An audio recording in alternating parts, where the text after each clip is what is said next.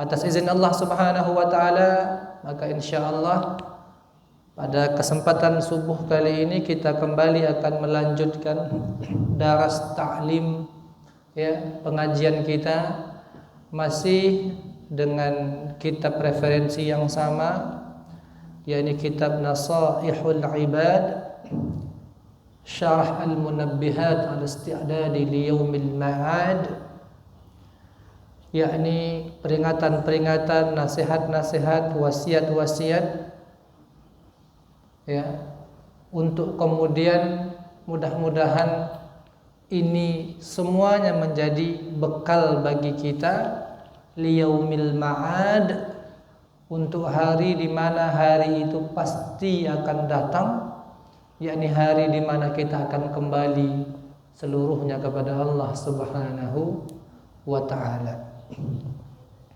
Mudah-mudahan Allah Subhanahu wa taala memudahkan setiap langkah kita, memudahkan setiap gerak hati niat kita dan tubuh badan kita untuk kemudian senantiasa menyiapkan sebaik-baik bekal untuk kemudian kita bawa menghadap Allah Subhanahu wa taala. Amin ya rabbal alamin. Bapak Ibu, Allah Subhanahu wa taala ketika menciptakan manusia di permukaan bumi ini, maka Allah juga mengirimkan nabi, mengirimkan rasul-rasulnya, ya, yang mana nabi dan rasul ini menjadi petunjuk, menjadi suluh di tengah gelapnya dunia. Maka Allah kirimkan nabi, Allah kirimkan rasul. Bersama nabi dan rasul ini ada yang sebahagiannya mendapatkan kitab, ada yang sebahagiannya Allah titipkan sahifah, lembaran-lembaran, ada yang datang dengan syariat yang sempurna baru, ada yang kemudian menyempurnakan syariat yang sebelumnya. Bapak Ibu, para ulama menyebutkan bahwa tidak ada angka pasti berapa jumlah nabi dan rasul yang telah kemudian Allah kirim, Allah utus dari semenjak bumi ini terhampar sampailah di akhir zaman. Namun ada riwayat yang mengatakan bahwa jumlah nabi dan rasul yang telah Allah kirim tidak kurang dari 124.000 nabi dan rasul. 124.000 nabi dan rasul. Dan ada pula ulama yang menyebutkan dari 124.000 ini 300 lebih kurang diantaranya adalah seseorang yang Allah angkat menjadi rasul. Bapak Ibu yang dimuliakan Allah Subhanahu wa taala, dari 124 orang nabi dan rasul ini kemudian disebutkan dalam Al-Qur'an paling tidak 25 orang nabi dan rasul, yang mana 25 nabi dan rasul ini itu yang kita hafal sejak kecil, ya, nabi yang kemudian kita harus mengenalnya, beriman kepadanya. Nah, dari 25 orang nabi dan rasul yang kita harus kenal, kita imani, ya, sejak daripada Adam alaihi salam sampailah penutup para nabi dan rasul, yakni baginda Nabiyuna Muhammad sallallahu alaihi wasallam. Dari 25 nabi dan rasul ini, Bapak Ibu, para ulama menyebutkan hampir setengah, bahkan ada yang mengatakan lebih dari setengah nabi dan rasul ini Allah kirim, Allah utus hanya untuk Bani Israel. Jadi poinnya adalah begitu banyak Allah mengirimkan nabi dan rasulnya kepada bangsa atau Bani Israel. Bapak Ibu, kalau kita sebut Bani Israel, Bani itu artinya anak, keturunan. Israel, maka itu nama lain yang merujuk kepada Nabi Yaqub alaihi salam. Ketika disebut Bani Israel, maka maknanya adalah anak cucu keturunan daripada Nabi Yaqub alaihi salam.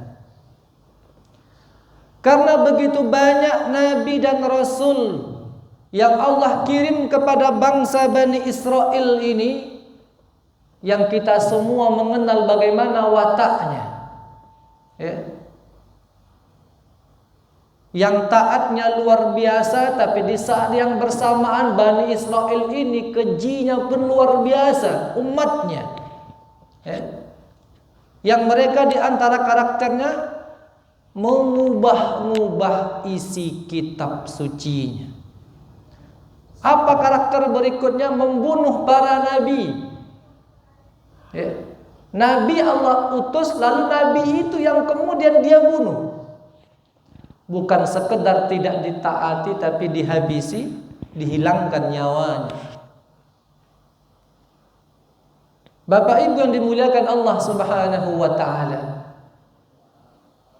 Maka begitu banyaknya nabi dan rasul yang Allah kirim kepada bangsa Israel ini, maka di dalam agama Islam Bapak Ibu, ya, berita-berita, kisah-kisah, riwayat-riwayat yang berkenaan dengan nabi umat bangsa-bangsa Bani Israel yang terdahulu, ya, itu memiliki posisi tersendiri di dalam Islam.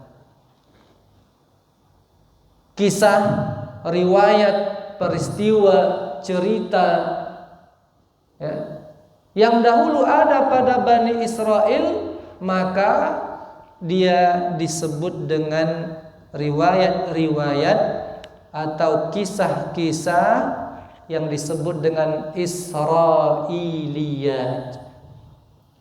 Jadi Israiliyat itu merujuk kepada, ya, nama atau kata Israel. Sesuatu yang berhubungan dengan kisah, peristiwa, riwayat, ya, bangsa Bani Israel ini, maka disebutlah kisah riwayat itu dengan Israiliyat. Dalam kitab-kitab tafsir Bapak Ibu, ya, terdapat sebahagian mufassirun atau mufassirin yang memasukkan sebahagian kisah-kisah Israiliyat ini di dalam kitab tafsir yang mereka tulis. Di antaranya yakni tafsir, ya, Ibnu Jarir At-Tabari, Al-Imam Ibnu Jarir At-Tabari, yang dikenal dengan nama Tafsir At-Tabari. Tafsir At-Tabari Bapak Ibu di antara tafsir yang paling tua yang dibukukan. Puluhan jilid jumlahnya. Di dalam tafsir ini terdapat kisah-kisah Israiliyat. Jadi Bapak Ibu, kalau kita ingin membaca tafsiran satu ayat Al-Quran tapi dengan penjabaran yang begitu banyak, hadisnya ada, kisah Israiliyatnya pun ada, maka tafsir At-Tabari di antara salah satu pilihan terbaik untuk kita kemudian jadikan sebagai rujukan. Ada tafsir yang singkat, ringkas, pendek. Ada pula tafsir itu yang sederhana, namun ada yang sangat panjang. Nah, di antara yang panjang dan lengkap ini, ya, mulai dari hadisnya sampai bahkan kisah-kisah Israiliyat terdapat dalam tafsir At-Tabari.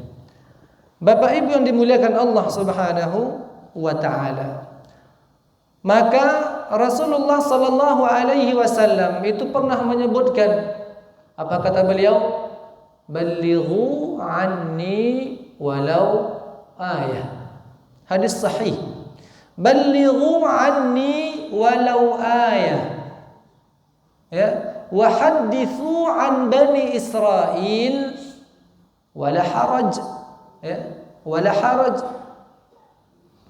Wa man kadzdzaba alayya muta'ammidan falyatabawwa maq'adahu minan nar.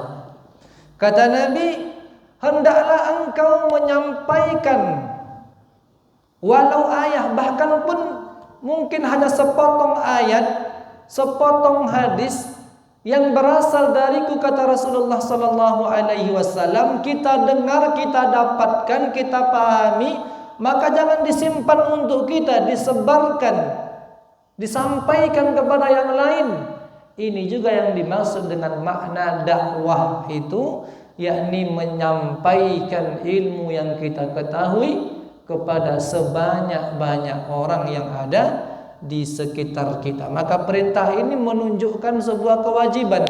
Ballighu anni walau ayah. Sampaikan, kata Nabi, dariku apa yang kamu ketahui, walaupun mungkin hanya sepenggal ayat, sepotong hadis, sepotong ilmu. Wa hadithu an bani Israil wala haraj. Dan hendaklah kamu kemudian menyampaikan kisah, riwayat, cerita yang berasal dari Bani Israel, dari nabi-nabi terdahulu, umat-umat terdahulu sebelum umatnya Nabi sallallahu alaihi wasallam. Wala haraj, boleh disampaikan. Ya, kalau hadis Bapak Ibu, ya, untuk menyampaikan hadis itu ada kriterianya, ada aturannya, tidak bisa disampaikan begitu saja tanpa kemudian kita memastikan kira-kira hadis ini sahih atau tidak. Ya, sanadnya tersambung atau tidak. Kalaupun tersambung, kira-kira perawinya ini orang yang thiqat, orang yang terpercaya, atau sebaliknya. Bahkan para ulama menyebutkan menyampaikan hadis dhaif pun sebenarnya boleh, dengan catatan kita harus sampaikan bahwa hadis ini statusnya dhaif. Bahkan Bapak Ibu, sebagian ulama, ya, mazhab itu menyebutkan hadis dhaif itu lebih aku cintai daripada kalamul ulama, daripada pendapat fatwanya para ulama. Kenapa? Karena dalam hadis dhaif Bapak Ibu masih ada potensi bahwa hadis itu sahih, tapi karena satu dan lain hal kemudian ulama mendhaifkannya untuk kehati-hatian.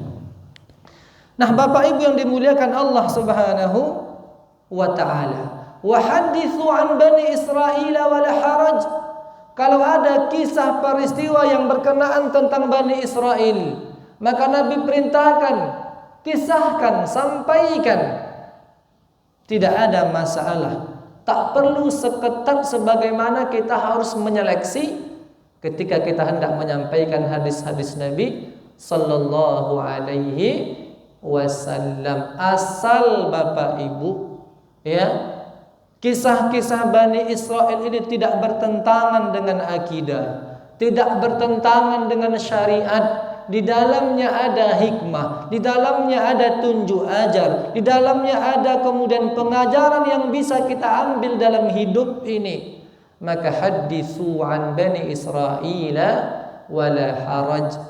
Tapi sesuatu yang berkenaan dengan kalamun Nabi, hadithun Nabi, maka ini sangat ketat. Makanya hadis ini Nabi tutup dengan, ya, wa man kadzdzaba alayya muta'ammidan falyatabawwa maq'adahu minan nar.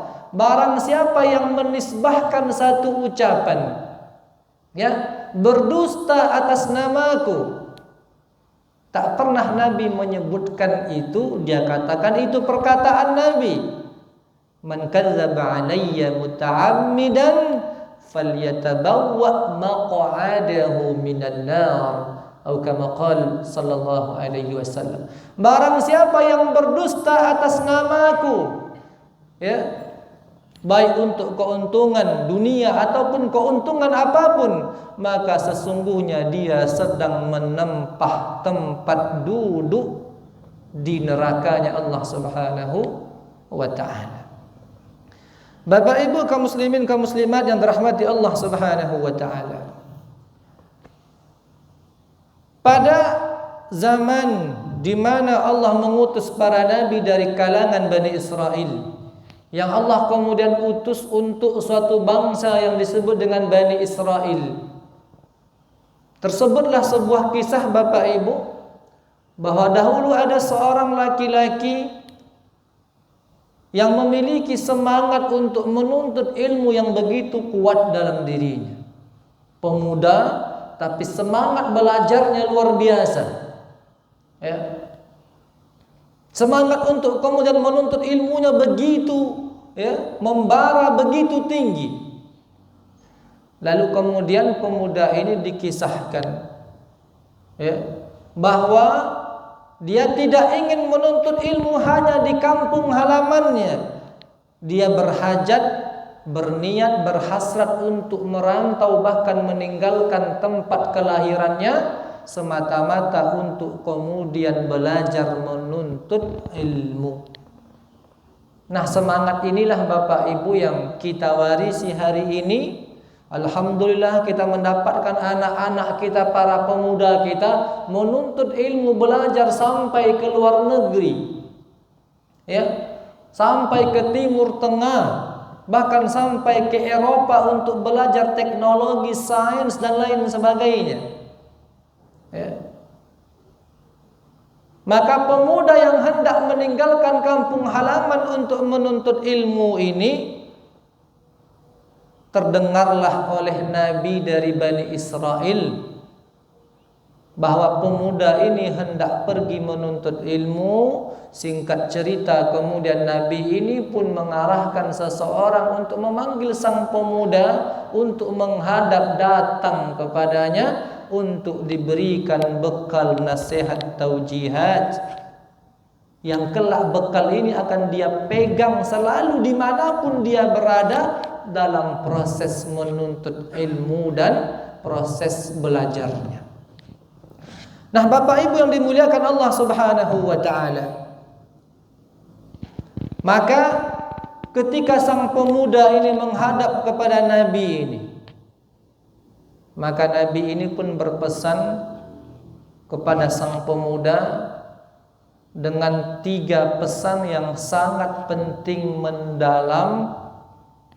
Dan pesan ini harus diresapi oleh setiap penuntut ilmu, oleh setiap orang yang belajar, sehingga kemudian belajar menuntut ilmu itu bukan hanya untuk gaya-gayaan, bukan hanya untuk ikut-ikutan. Orang belajar kita belajar, orang sekolah kita sekolah, orang kuliah kita pun kuliah.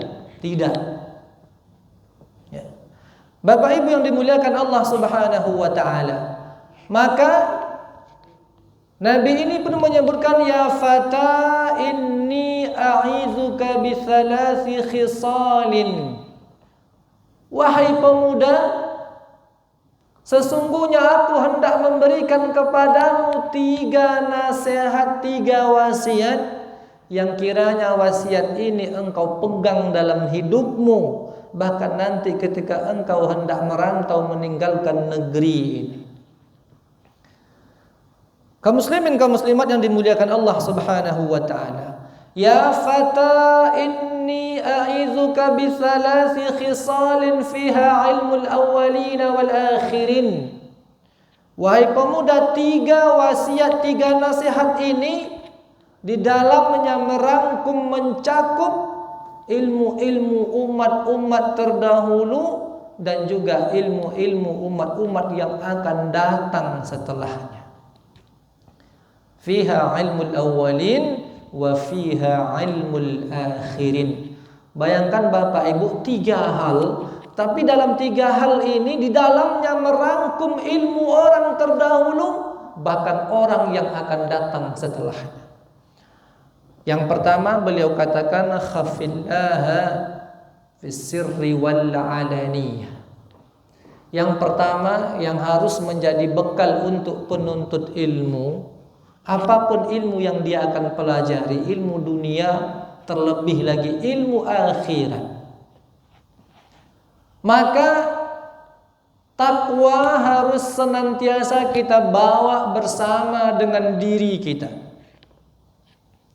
Tak peduli dimanapun kita berada, Bapak Ibu, kalau ada anak laki-laki kita hendak merantau dia, Pak, Bu, izinkan saya untuk kuliah ke tanah Jawa, izinkan saya untuk kuliah bahkan ke Timur Tengah. Maka ingatkan anak kita bahwa tujuan dari belajar, tujuan dari pendidikan itu pada akhirnya adalah bagaimana anak ini menjadi pribadi yang bertakwa. Tidak lebih, tidak kurang. Bukan hanya untuk mendapatkan ilmu sebanyak-banyaknya, dibangga-banggakan, disanjung-sanjung, tapi di saat bersamaan justru dia semakin jauh dari Allah Subhanahu wa ta'ala. Ada orang belajar semakin tinggi ilmunya semakin jauh, ada. Ya. Semakin bertambah ilmunya, semakin datang sombong angkuhnya, merasa dia lebih baik. Bahkan hari ini Bapak Ibu ada sekelompok manusia yang bahkan menyerukan agar Al-Quran itu direvisi. Al-Quran diminta untuk direvisi. Ada orang yang meminta agar Al-Quran diedit kembali karena tidak sesuai dengan tuntutan zaman. Bayangkan. Ya. Bahkan ada orang yang mengatakan bahwa ayat-ayat konstitusi lebih tinggi daripada ayat-ayat suci Al-Quran. Lihatlah bagaimana manusia hari ini. Ya. Wa ma utitum minal ilmi illa qalila. Padahal sebanyak apapun ilmu yang kita miliki, sejatinya itu sedikit, tidak ada apa-apanya. Tapi lihatlah manusia, dengan ilmu yang sedikit itu dia bisa berubah menjadi begitu angkuh dan sombong kepada Allah Subhanahu wa ta'ala. Kaum muslimin, kaum muslimat yang dimuliakan Allah Subhanahu wa ta'ala. Maka bagi setiap orang yang hendak belajar menuntut ilmu, tanamkan dalam hati anak-anak kita, keluarga kita, nak belajar ini, menuntut ilmu ini tujuannya bagaimana engkau bertakwa kepada Allah Subhanahu wa ta'ala. Ya, bukan sebatas mendapatkan pekerjaan yang baik, yang layak dengan gaji yang tinggi, kedudukan yang luar biasa di tengah-tengah manusia, tapi di saat yang bersamaan semakin jauh pula dia dari Allah Subhanahu wa ta'ala. Bapak Ibu yang dirahmati Allah, maka kalau kita buka kemudian undang-undang nomor 20 tahun 2003 sebagai contoh, di pasal 3, kalau kita baca Bapak Ibu, dengan jelas disebutkan bahwa tujuan dan fungsi pendidikan nasional yang telah kemudian digariskan, dirumuskan oleh para pendiri bangsa ini, disebutkan bahwa tujuan dan fungsi pendidikan ini adalah bagaimana kemudian melahirkan generasi manusia yang bertakwa kepada Tuhan yang Maha Esa. Beriman dan bertakwa kepada Tuhan yang Maha Esa serta berakhlak mulia. Kata ini ditulis dengan eksplisit begitu jelas.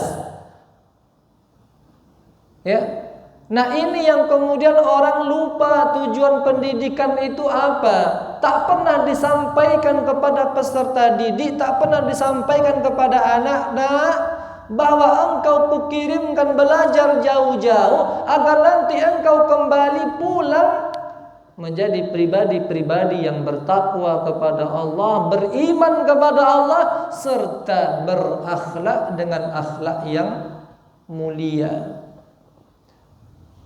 Pendidikan terkadang hanya sebatas bagaimana transfer ilmu pengetahuan, transfer teori, dengan berbagai macam hafalan begitu tebal konsep-konsep, tapi tidak ditanamkan di dalamnya tentang iman, tidak ditanamkan di dalamnya tentang akhlak, tentang takwa kepada Allah Subhanahu wa taala, sehingga apa yang terjadi terjadilah.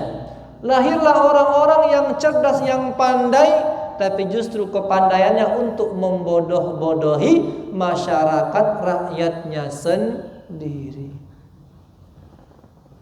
Suka tidak suka, ini yang terjadi. Mereka yang korupsi sekian triliun itu mereka tidak jongkok secara IQ, Bapak Ibu. Belajarnya ke luar negeri, ilmunya luar biasa, tapi kecerdasan, kepintaran itu pula yang kemudian dia pakai untuk memperkaya dirinya sendiri. Belakangan ini Bapak Ibu, operasi tangkap tangan korupsi-korupsi ini tidak lagi dalam jumlah yang cuma 1 miliar, ditemukan cash di brankas di rumahnya, di kantor, tidak. Ya, penemuan uang cash itu triliunan, belasan triliun. Kalau ditumpuk di Masjid Nurul Ihsan ini penuh dengan uang, ya, lembar 100.000. Bayangkan 10 triliun. 1 miliar 1000 juta, 1 triliun 1000 miliar, 1 miliar 1 koper, 1 triliun 1000 koper, 10 triliun. Pening kepala kita membayangkannya. Itu tertangkap di ruangan, di rumah, ditumpuk, bukan dalam rekening. Oh, apakah mereka itu orang tidak berpendidikan? Ya, jangan tanya gelarnya, di mana mereka belajar. Tapi kenapa itu semua terjadi? Karena memang tidak memahami fungsi tujuan dari pendidikan. Harusnya ilmu yang kita dapatkan itu membimbing kita untuk semakin dekat, semakin takut, semakin tahu kita mana yang halal, mana yang haram, mana yang hak kita, mana yang bukan hak kita. Bukan semuanya diterobos, dilanggar. Tak peduli halal dan haram, yang penting aku kaya, yang penting aku kemudian bisa menikmati harta ini, walaupun itu mungkin bukan haknya. Bayangkan Bapak Ibu, hari ini ada di perpustakaan perguruan tinggi mesin untuk membuat uang palsu. Bayangkan Bapak Ibu, perguruan tinggi di perpustakaan yang harusnya di situ ada tumpukan buku yang harusnya menjadi nutrisi untuk iman kita, hati kita, pikiran kita untuk belajar. Tapi justru di situ pula hari ini ada mesin pencetak uang palsu di lembaga pendidikan. Bayangkan di tempat yang lainnya. Maka ada yang salah dengan konsep, ada yang salah dengan cara kita memaknai pendidikan kita hari ini. Maka terkadang kita sangat mengelus dada melihat anak-anak hari ini bagaimana tingkahnya Bapak Ibu. Satu yang kita ingatkan 10 dijawabnya. Keberkahan ilmu itu mungkin mulai tercabut satu persatu. Karena termungkin kita jarang menyampaikan kepada anak kita pendidikan itu untuk bagaimana menjadikan kita manusia yang bertakwa. Semakin takut, semakin dekat kepada Allah. Kemudian Bapak Ibu rahmati Allah Subhanahu wa taala. Yang kedua, Nabi ini menyebutkan wamsik lisanaka anil khalq. Bahwa ketika hendak belajar, ketika hendak menuntut ilmu, kemanapun kita pergi, yang pertama bawa bekal takwa. Ittaqullaha haitsuma kunta. Bertakwalah kepada Allah dimanapun kamu berada, di dalam negeri, di luar negeri, di kamar, di luar kamar, terang ataupun gelap, ramai ataupun sepi. Yang kedua, ya, pendidikan yang baik, ilmu itu harusnya menjadikan kita mengerti, pandai, bijaksana bagaimana memakai, memanfaatkan lisan yang Allah berikan kepada kita. Kita harus berbicara saatnya kita harus berbicara. Di saat kita harus diam, maka kita memilih untuk diam, bukan sebaliknya. Di saat kita tahu mana yang benar tapi kita diamkan, tak mau bersuara. Padahal dia tahu kebohongan itu, tapi dia memilih untuk diam. Dan diam itu kelak akan diminta pertanggungjawaban oleh Allah Subhanahu wa ta'ala. Maka Bapak Ibu, nikmat lisan, nikmat lidah ini bukan tidak ditanya, dia akan diminta pertanggungjawaban. Bahkan Nabi menyebutkan sallallahu alaihi wasallam, di antara kelak dosa yang paling banyak menjadikan neraka itu penuh, yakni di antaranya al-fam, dosa lisan. Jadi kalau diriset, disurvei penduduk neraka seluruhnya, maka top dosa yang paling tinggi itu dua. Yang pertama dosa kemaluan, yang kedua dosa yang berhubungan dengan lisan. Maka seyogyanya seorang semakin tinggi ilmu pengetahuannya, semakin mengerti dia bagaimana mengelola, bagaimana menggunakan, bagaimana kemudian memanfaatkan nikmat lisan ini.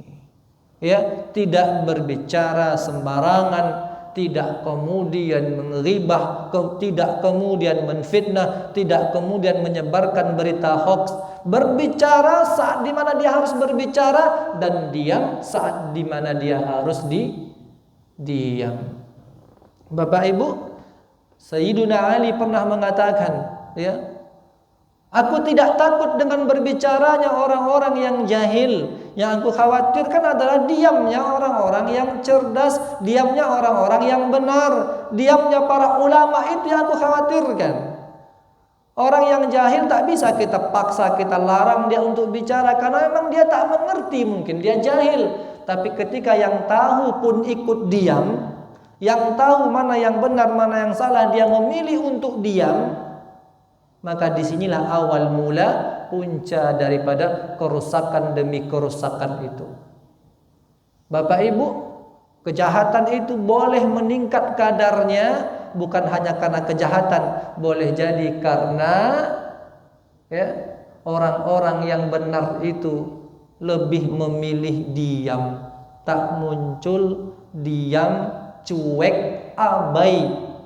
Sehingga orang-orang yang batil ini bahkan merasa jangan-jangan kita ini memang benar, karena tidak ada counter attack dari orang-orang yang tahu fakta sebenarnya. Mereka diam.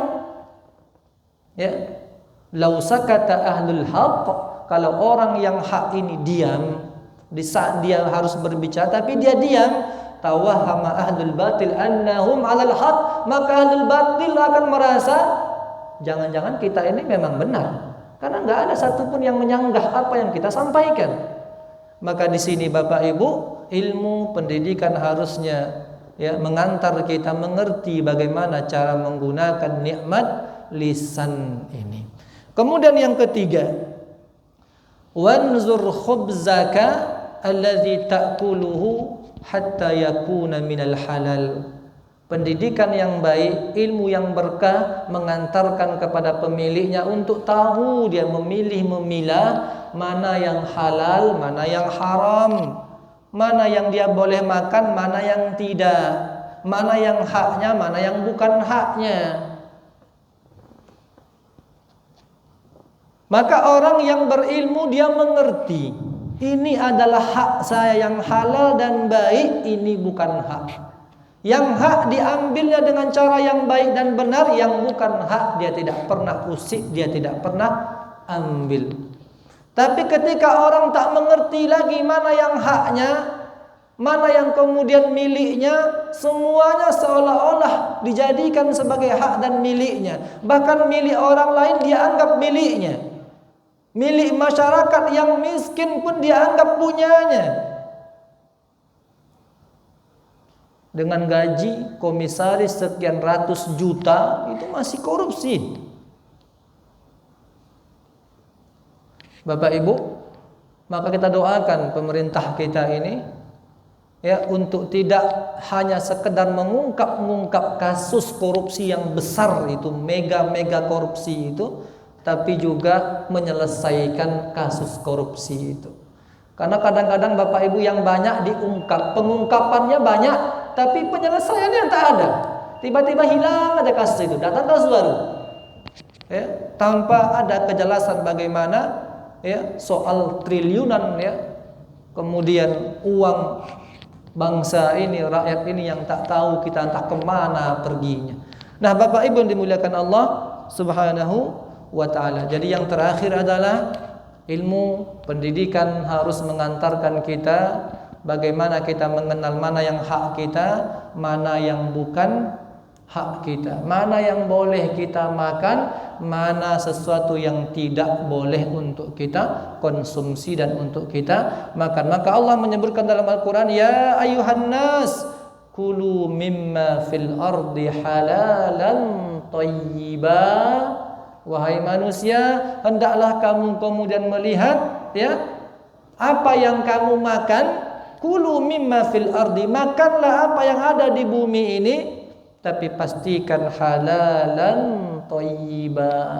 Yang kita makan itu halal, yang kita konsumsi itu baik. Bapak Ibu mohon izin, apa yang kita makan, bahkan dalam bahasa Inggris itu you are what you eat.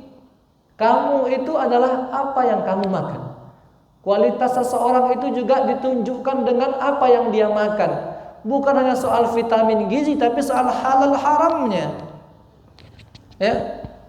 Kadang-kadang berbagai macam cara kita berikan, kita leskan, kita privatkan, dikirim ke luar negeri, belajar jauh-jauh, pulang-pulangnya koruptor juga jadinya.